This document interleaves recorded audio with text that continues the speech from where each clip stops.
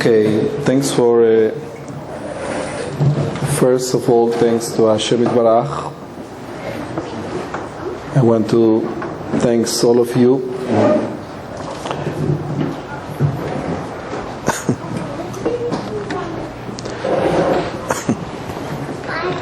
And I want to, please, if you let me, I want to dedicate this lecture, Yemir Hashem, Lilu Nishmat, כל מתי ישראל, כל מי שנרצח עד היום עם כל הפיגועים. The question is, I need a microphone, or you can hear me without the microphone? Microphone. We need it. Okay. Now, if you please forgive me, English is not my language. Basically, or Spanish or Hebrew, but because we're in America, I was trying to do my best. So please, if it's something wrong with my language, forgive me. I hope to be able to give over the ideas. The main thing that I can offer you, Emir Hashem, the idea.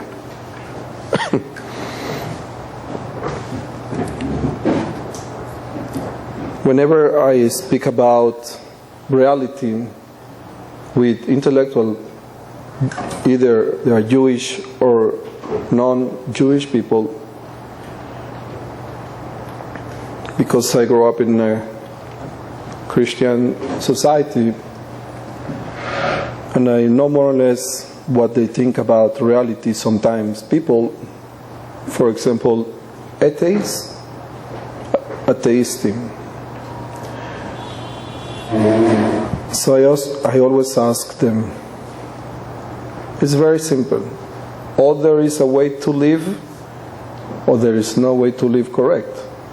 Or there is God, or there is no Hashem Yitbarach. But let's say, God forbid, and you say, there is no way to live, and everything becomes relative, and Hashem Yitbarach doesn't exist. Let's say. So automatically, whatever you want to do in life will become an illusion. Because when you want to be a nice person, when you want to be a good person, what good is it about? This is a metaphysical idea. If it was materia, that materia by his own has his own place and form, well, we cannot discuss about, we can agree with the materia. But when it comes to idea, to be nice, to be good, to be whatever, you are always dealing with metaphysic ideas. And if the metaphysic ideas aren't clear, or there is no absolute definition of any concept, because you said that God doesn't exist, okay, in case. So whatever definition you will try to use for defining, for example, the concept of being good, you invent the definition, maybe it will be good for you. But if you invent the definition, basically it's an illusion because you invent it. And therefore, young people go to doctors. In America we know that most of the people who go to hospitals, most of them are healthy physically. The doctor checks them and they say, excuse me, you are healthy, why you are coming over here? And even young people, they complain. They say, I have a pain in my body. So how come they have a pain in their body? Simply because if the comprehension, ideas, okay? If the comprehension, it is not absolute, because any definition that you are dealing with, you invent the definition that will be probably good for you, but not for others. Therefore, consequently, if the comprehension is not clear,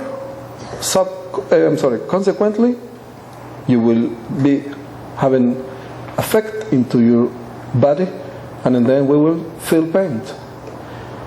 In Hebrew, by the way, I will add another maybe question, that when I prove about the existence of Hashem, and then soon you will understand why I am saying what I am saying. So when I prove that Hashem exists, Once somebody said to me, very interesting argument that has to do with what I am saying right now. He said to me, listen, Rabbi, you can never prove that God exists. Why? Because in order to prove that God exists, you have to talk, you have to express, you have to use words. But the idiom is an invent. You invent the language in order to communicate. For example, dog barks.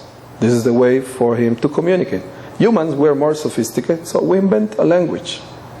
But if we invent the language, so in that language we have the concept of God. So God is an invent. So you can never prove something that you invent. You want to believe? Okay, go and believe. And why you believe? Because you are a weak person. Oh, sounds even logic. No, what we can answer to them?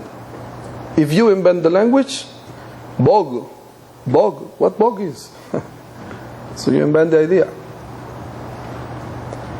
The only answer we have for them, we say to them, what you are saying is correct towards any other language. Spanish, Russian, English. Maybe in these other languages, by the time you got an influence. For example, I know Spanish. I hope I still know Spanish. I was born in Mexico. When I came to America many years ago, I remember the Puerto Rican, my people who speaks also Spanish. But unfortunately, sometimes some people don't pronounce correct. And they used to say, "Onta la guagua, chiquitico." In Spanish, you're supposed to say, "¿Dónde está el autobús?" But they say, "Onta la guagua." So I know what they are saying, but not everybody. So they call to the autobus guagua. So what will happen tomorrow if everybody will get used to say guagua and they don't mention anymore the concept of autobus? So probably will happen that next generation kids will get used to guagua and that's it. You erase the concept of autobus. That's what people want to say. Maybe what you are talking presently is a result of so many influence, so many invents through the history, so you can never come and say, yeah, I can prove. What you can prove? Nothing you can prove if you invent the language. Beautiful concept, eh? Very strong. So what we answer to them? Very simple. We say, what you just said is correct towards any exterior language. We have also an argument as a Jewish people that we didn't invent the holy language. The only language that we have an argument that Hashem created this reality through the language of the Hebrew language, the holy language. The materia is the result of combination of letters. What you touch when you feel materia, it is the combinations of the Hebrew letters. It's an argument, we can prove it, but we don't have time for everything. So we are saying Hashem Yitbarach is the only one who can define ideas clearly, very clear. We don't have to guess. So basically what I wanted to tell you, or to all of us, is that if we want to talk about peace in a married life, or you with your own, or any relationship with any human, we must make sure that when you talk about peace, this concept must be absolute idea. Because otherwise, if there is no absolute definition for a concept, you live with an illusion. I will say it a little bit in another way. Basically, this is the reason people fight. Because even though she's a nice lady and he is a nice person, has nothing to do when they will like to apply this concept of being nice with others. Again, naturally we are nice. We have this energy in us, every human. Some people less energy for being nice, desire to be nice, other people more. We are not Hashem. Hashem knows better than us. But each of all of us, we're different. So even though we are nice, but when it comes to apply the concept of being nice with others, but this is a nice idea, metaphysical idea. You can never say, I love my mother in her, what? In her finger, in her eyes. Where do you love your mother? It's metaphysic. The same to be nice is metaphysic. What I mean, you are nice. It's an idea. Because basically it's an idea can go away from you. Therefore, sometimes you love. You see what happens with people? You love sometimes, yeah? People love every moment in their life instantaneously. Why? It's happened to us that sometimes we love and sometimes we don't love, because we are dealing with a metaphysical concept to love, and because essentially it's metaphysics, the idea goes away from us, and therefore sometimes instead of loving somebody, we do the opposite. The only solution, damas y caballeros, in Spanish, ladies and gentlemen, the only solution, Baruch Hashem, that we can offer to any normal human who would like to understand rationally reality is to tell them what Hashem told us. He revealed Himself in Mount Sinai, He gave His information, and He's the only one who can define ideas, who can tell us what to do, who can frame the value in an absolute way. Okay, I would like again to say this idea in a different way. Be'ezrat Hashem. I grew up a few years in Borough Park many years ago, and I had the privilege to meet an old man who was in the Holocaust. And he told me he saw 6 days the same Germany going to, God forbid, to kill Jewish people, and Sunday they went to pray. He told me, I didn't care anymore if they will kill me. I just want to find out how come. If they don't go to church, I understand. But if they go to pray, how come they are killing people? He asked them, it doesn't say in your New Testament that you're not allowed to kill. How come you're killing? So the German soldiers told him, oh, now we understand what you are asking. Of course we're not allowed to kill, but the priest told us Jewish people aren't people.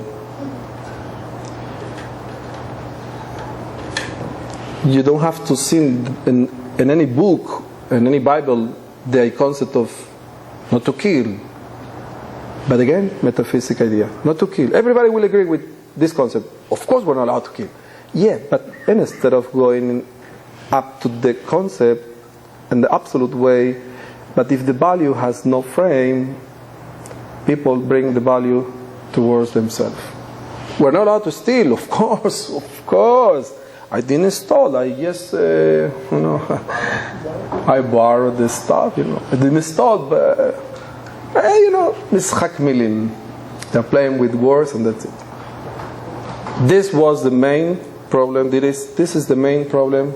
This is the main solution for having peace. If somebody wants to have peace with his wife or with anybody else, we have to understand that only Hashem Yitbarach can define the concepts in an absolute way. And then it's like two teams of playing, baseball or soccer or any sport. Somebody is in the middle and he can tell them who is wrong, who is right. The same in a married life and the same with any human. Only Hashem can tell us if we are correct or we are living incorrect. Once they asked Albert Einstein, they came over to him, they said to him, probably you never made a mistake in life. You became so great. So he said to them a secret. No. I know a secret, that whoever is going to correct me, as soon as they will correct me, I knew I was prepared to accept the correction, because this for me was an opportunity to grow up. And therefore he became, and essentially this idea is in Judaism, because Yehudi come from the idea of Hodeh. You remember the case of Tamar. Yehuda was the prince, the supreme court. And you remember the case with Tamar, and he had the power to say, Tzadka mimeni. A Jew essentially is when a person, we understand by our own that we are wrong. But this can be done if we are humble enough. In other words, we said in Spanish, long ago I used to remember this idea. Died when he was in his 30 years old, and they will bury him when he will become 90. Why? Because when he was 30 years old, he said to his wife, תעזבי אותי, leave me alone, זהו זה מה שיש, this is the way am I, if you want me, this is the way am I, that's it. Okay, so you don't want to change anymore? So, קבע את יוד מותו. The same day the person don't want to change, the same moment he stopped to live.